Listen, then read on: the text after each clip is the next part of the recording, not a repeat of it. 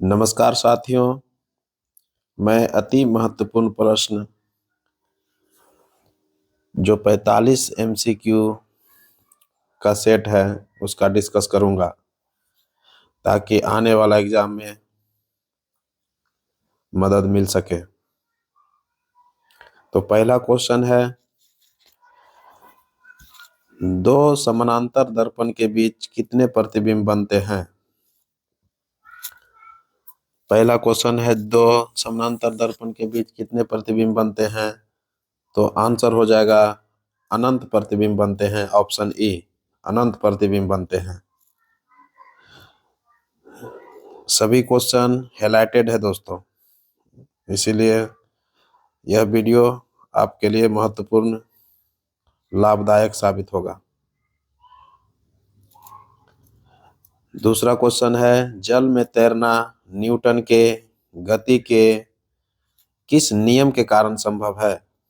तो आंसर हो जाएगा न्यूटन का तीसरा गति नियम। न्यूटन का तीसरा गति नियम, ऑप्शन सी। लाल सागर का लाल रंग किस कारण से है? लाल सागर का लाल रंग किस कारण से होता है, दिखाई देता है? तो इसका आंसर हो जाएगा लाल शैवाल। शैवाल के कारण लाल सागर का रंग लाल दिखाई देता है। बहुत ही इम्पोर्टेंट क्वेश्चन है दोस्तों, इसीलिए यह वीडियो आपके लिए मददगार साबित होगा। कहीं न कहीं हर वनडे एग्जाम में क्वेश्चन पूछा ही जाता है। किसी भी चीज का वनडे एग्जाम दें, उसमें आपको ये सभी क्वेश्चन देखने के लिए मिलेगा। इंसुलिन में कौन सा तत्व पाया जाता है? इंसुलिन में कौन सा तत्व पाया जाता है? आंसर हो जाएगा जिंक।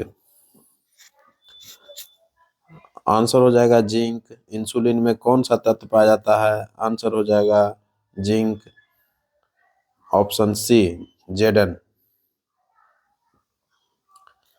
हरित क्रांति शब्द का प्रयोग सर्वप्रथम किसने किया? हरित क्रांति शब्द का प्रयोग सर्वप्रथम किसने किया? तो आंसर हो जाएगा William God. William God, option C. मनुष्य के शरीर में निर्मित अमोनिया को यूरिया में कौन परिवर्तित करता है?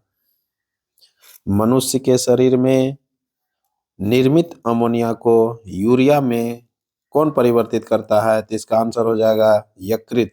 ऑप्शन डी, यकृत।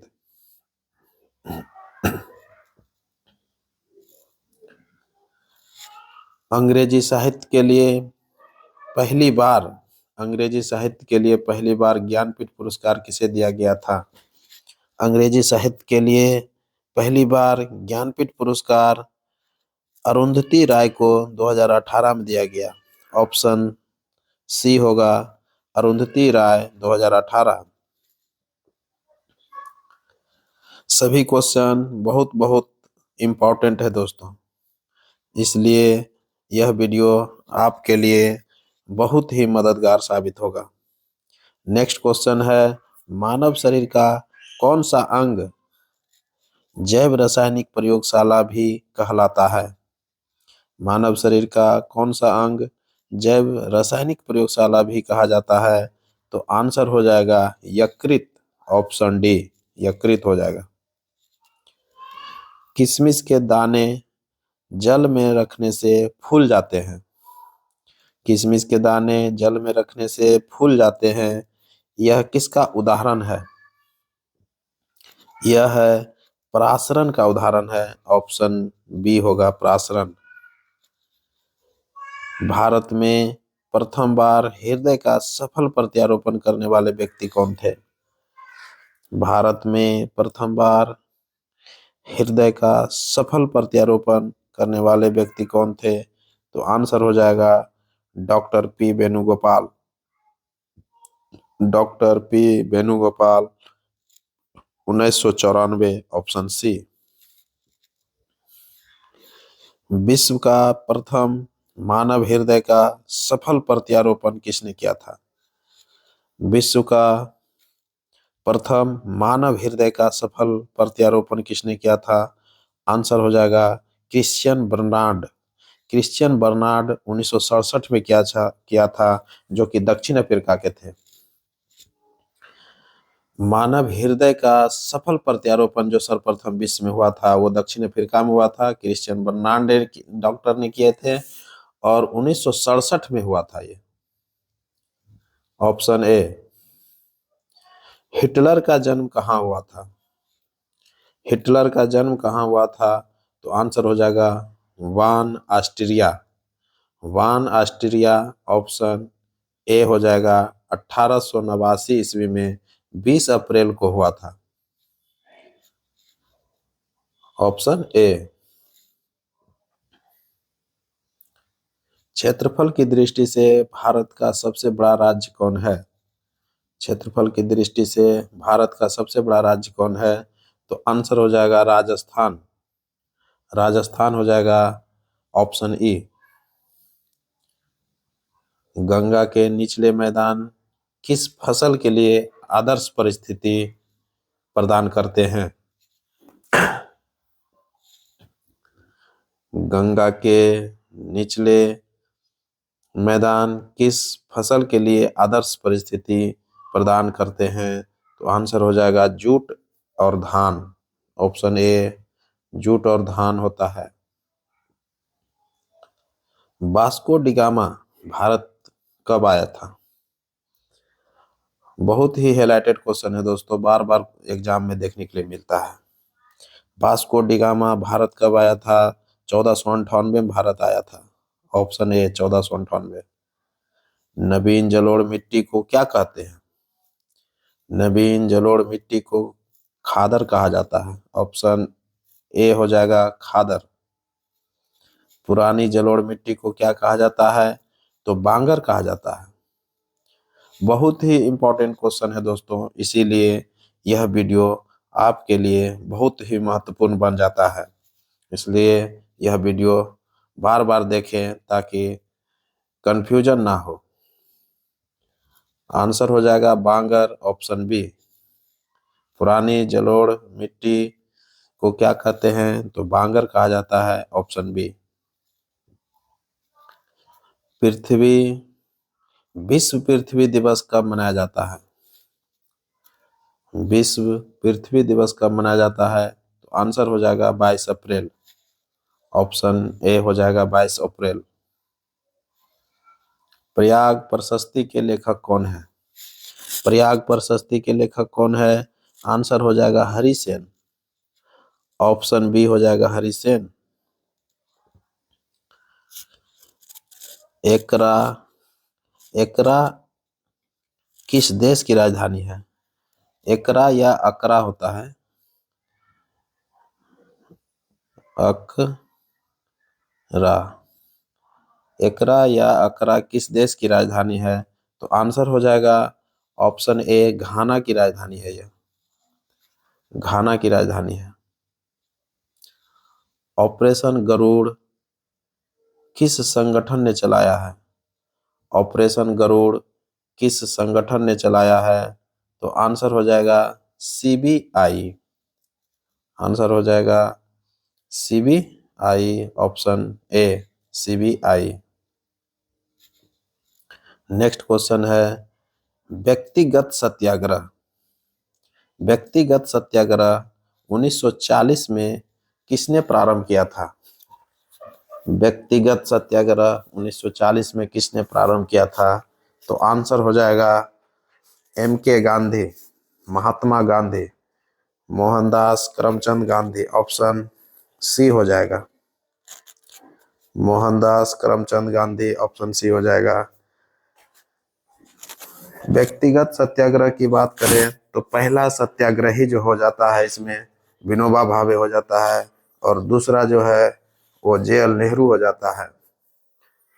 पहला विनोबा भावे, जबकि दूसरा जे.एल. नेहरू। बहुत ही इंपॉर्टेंट क्वेश्चन है दोस्तों, इसलिए बार बार ये सब एग्जाम में ये क्वेश्चन देखने के लिए मिलता है। इसलिए यह वीडियो आपके लिए महत्वपूर्ण बन जाता है। नेक्स्ट क्वेश्चन है, भारत रत्न विजेता भूपेन हजारिका का संबंध किससे है? भूपेन हजारिका का संबंध किससे है? तो आंसर हो जाएगा संगीत से है। संगीत ऑप्शन नहीं है इसमें, तो ऑप्शन हो जाएगा कला। ऑप्शन ए हो जाएगा कला। चूंकि कला के क्षेत्र में भूपेन हजारिका को 2019 में भारत रत्न से नवाजा गया था। भारत रत्न से नवाजा गया था 2019 में।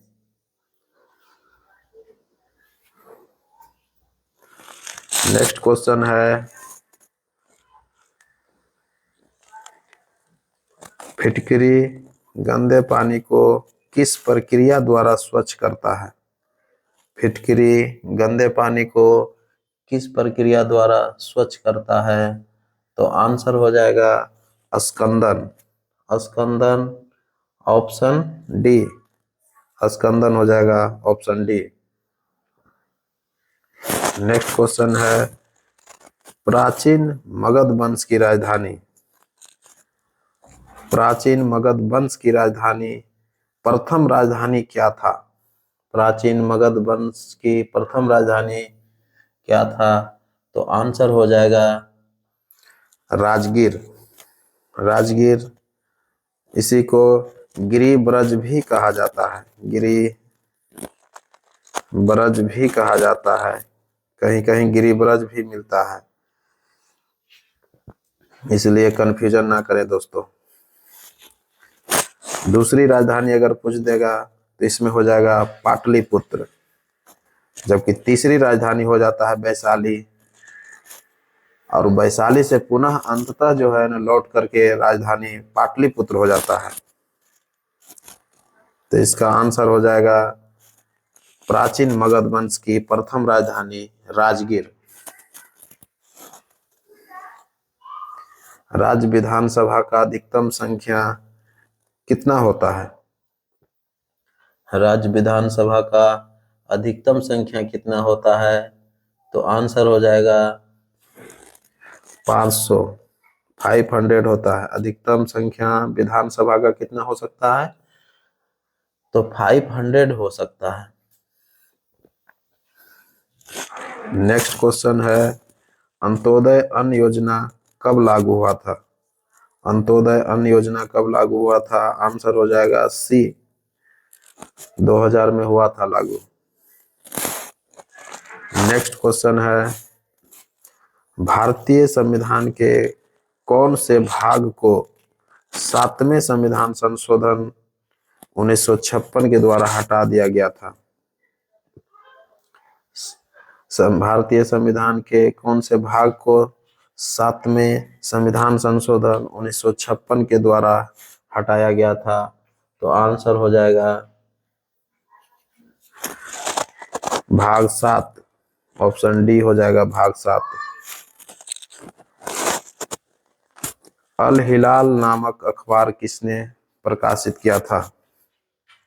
अल हिलाल नामक अखबार किसने प्रकाशित किया था? तो आंसर हो जाएगा अबुल कलाम आजाद। अबुल कलाम आजाद। Abul Kalam Azad option B, Abul Kalam Azad. अल हिलाल नामक अखबार किसने प्रकाशित किया था? तो आंसर हो जाएगा अबुल कलाम आजाद। नेक्स्ट क्वेश्चन है, मुख्यमंत्री के कार्य और शक्ति का उल्लेख किस अनुच्छेद में है? मुख्यमंत्री के कार्य और शक्ति का उल्लेख किस अनुच्छेद में है? तो आंसर हो जाएगा अनुच्छेद 167, ऑप्शन ए।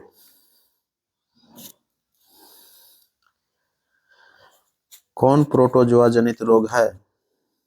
कौन प्रोटोजोआ जनित रोग है? आंसर हो जाएगा, इसमें ऑप्शन हम देख रहे हैं दोस्तों, तो दिख कालाजार, मलेरिया, पायरिया, पेचिस, सोने का बीमारी, ये सभी प्रोटोजोआ से होने वाला रोग है। इस आंसर हो जाएगा डी, उपर्युक्त सभी हो जाएगा। केंद्रीय मंत्रिपरिषद सामूहिक रूप से किसके प्रति उत्तरदायी होते हैं?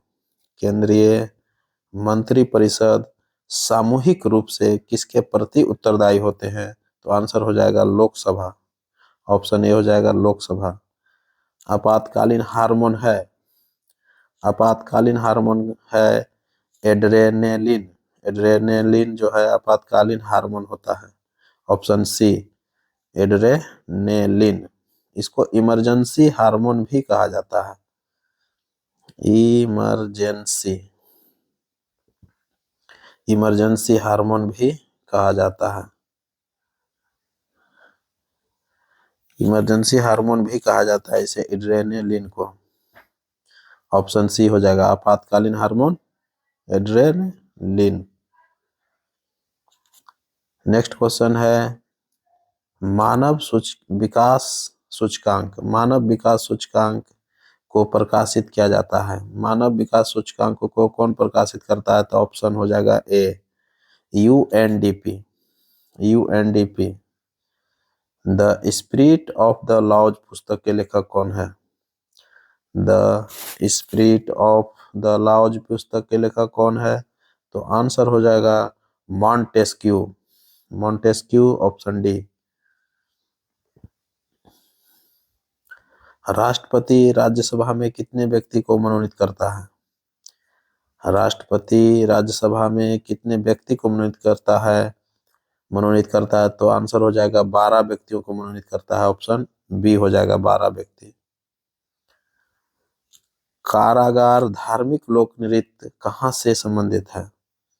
कारागार एक धार्मिक लोक नृत्य है जो किस राज्य से संबंधित है? तो आंसर हो जाएगा तमिलनाडु। Option D Tamil Nadu. मनुष्य को सुनने की क्षमता कितनी होती है? मनुष्य को सुनने की क्षमता कितनी होती है? तो आंसर हो जाएगा इसका 20 हर्ज से 20,000 हर्ज के बीच ये सुन सकता है। ऑप्शन हो जाएगा ए। मुखौटा नृत्य का संबंध किस नृत्य शैली से है? मुखौटा नृत्य का संबंध किस नृत्य शैली से है?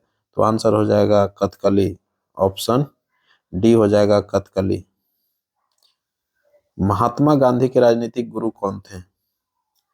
महात्मा गांधी के राजनीतिक गुरु कौन थे?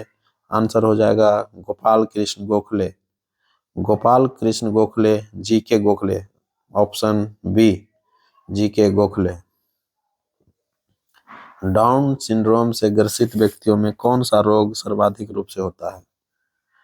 डाउन सिंड्रोम से ग्रसित व्यक्तियों में कौन सा रोग सर्वाधिक रूप से होता है? तो आंसर हो जाएगा Alzheimer. Option D Alzheimer. Achanta Sharath Kamal का संबंध किस खेल से है? अचंत शरत कमल का संबंध किस खेल से है? Table tennis. ऑप्शन बी हो जाएगा टेबल टेनिस। सभी क्वेश्चन बहुत बहुत इंपॉर्टेंट है दोस्तों, इसलिए यह वीडियो आपके लिए बहुत ही लाभकारी सिद्ध होगा। नेक्स्ट क्वेश्चन है विक्रम संवत किसने चलाया था? विक्रम संवत किसके द्वारा चलाया गया था? तो आंसर हो जाएगा चंद्रगुप्त विक्रमादित्य। चंद्रगुप्त द्वितीय ने चलाया था, जिसको चंद्रगुप्त विक्रमादित्य भी कहा जाता है। चंद्रगुप्त द्वितीय। शिक्षित व्यक्तियों का विकासशील देशों की ओर पलायन क्या कहलाता है? शिक्षित व्यक्तियों का विकासशील देशों की ओर पलायन क्या कहलाता है? आंसर हो जाएगा प्रतिभा पलायन। शिक्षित व्यक्तियों को विकासशील देशों की ओर पलायन क्या कहलाता है? प्रतिभा पलायन। प्रतिभा पलायन करने का मतलब ये हुआ कि जो भी शिक्षित व्यक्ति होते हैं वो कहीं न कहीं पूंजी कमाने के लिए विकासशील देशों की ओर वो आकर्षित होने लगते हैं, और ऐसी घटना जो है प्रतिभा पलायन कहलाता है। ऐसी घटना को प्रतिभा पलायन कहते हैं, इसलिए ऑप्शन सी हो जाएगा। किसे मेगा डाइवर्स देश के रूप में जाना जाता है? किसे मेगा डाइवर्स देश के रूप में जाना जाता है? तो आंसर हो जाएगा ऑस्ट्रेलिया। ऑप्शन ए हो जाएगा Australia. Thanks to all my friends. जय हिंद।